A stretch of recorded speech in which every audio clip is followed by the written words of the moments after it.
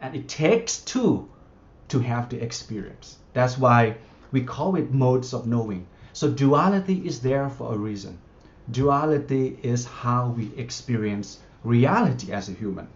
So right and wrong is an invention within duality. And these things are trained.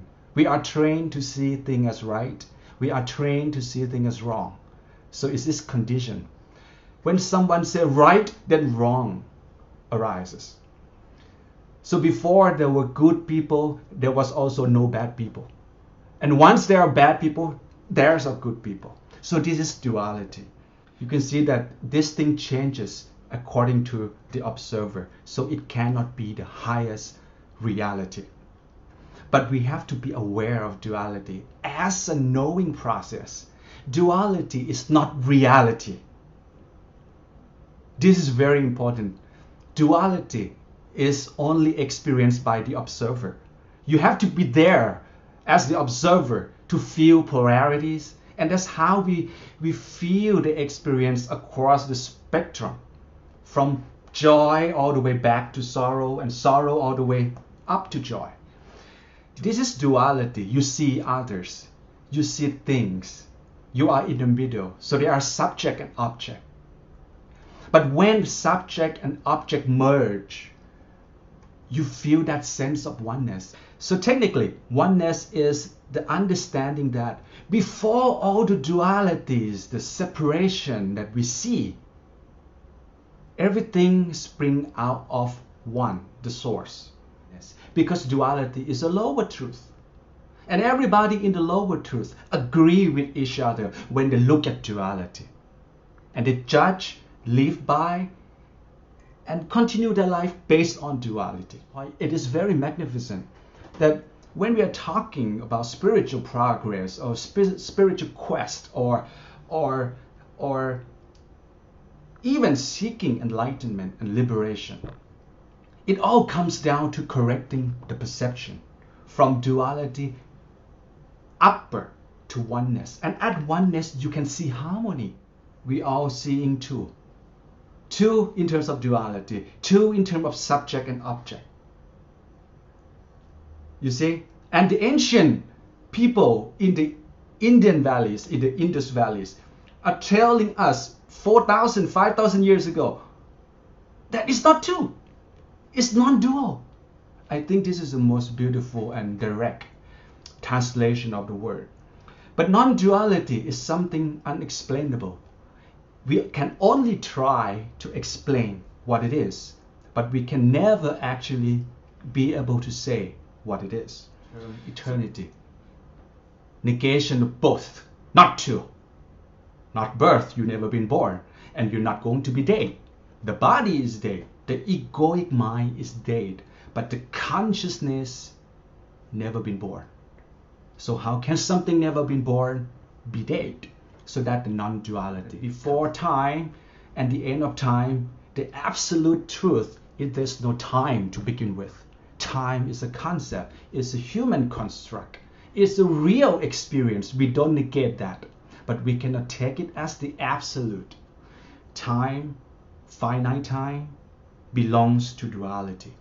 So non-duality is the way forward. So you can see three modes of knowing, from duality to oneness. And then you move on to non-duality. So you can see how beautiful it is when you get to see that it looks kind of similar. Even though they come from different time frame of the history, it comes from different culture. And many of them are isolated culture and tradition, only to be found by our generation, that we can learn all this freely.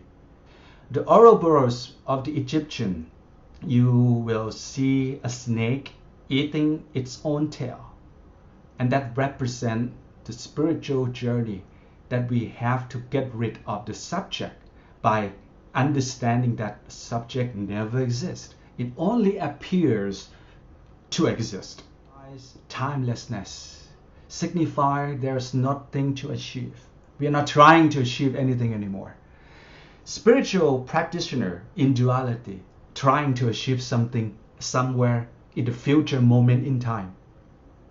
That's duality of spirituality. The non-dual aspect of spirituality is to understand that we are all perfect.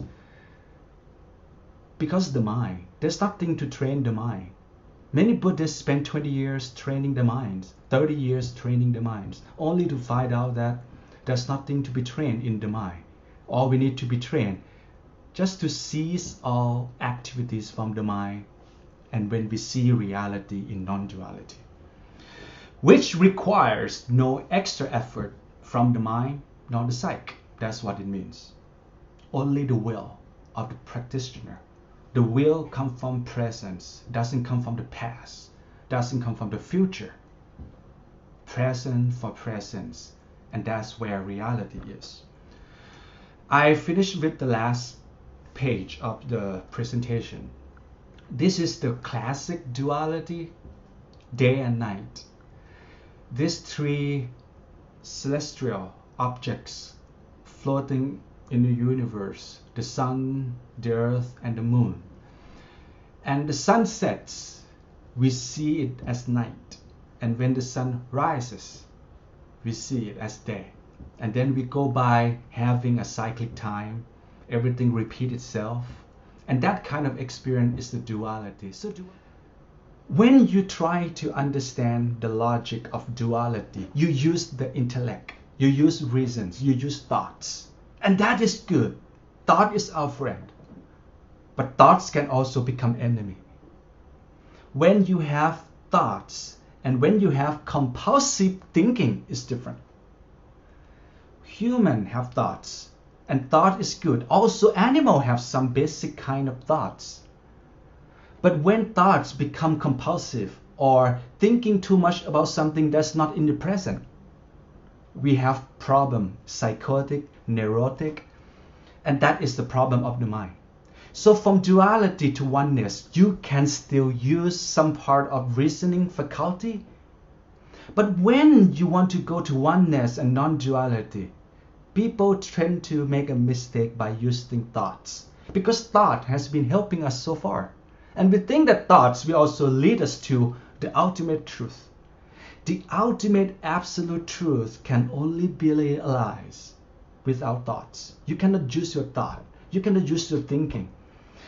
The only way to get there is to think a lot until you give up thinking. Think a lot until you cannot find any reason.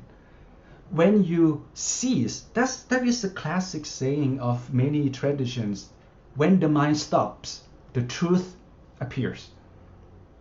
And at first, I understand this with my intellectual faculty. It's okay to use thought, you see? And once you are with that long enough and you see the limits of it, and then you know that, damn, not even thought is not real. The thinker is also not real. And when you come to that sense that the thinker doesn't exist, then you know that thoughts belongs to the thinker who doesn't exist. That's when you drop all else. And when you feel like sometimes the Zen master of the past, they're saying things like this, when you give up searching or when you give up seeking, that's when you start. And I think that is the most beautiful way to put this, that in order to use faith, faith is good, faith is a friend. But at the point when you stop thinking and you have enough to rely on the truth with truth, you don't need any kind of backup belief. But it's okay to carry your belief uphill. And when you get closer to the summit, and if you feel there's no need for those thoughts, reasons, you can just drop it. And you will find that the summit is home. And you actually never leave home. And that is the snake eating itself. I put it this way.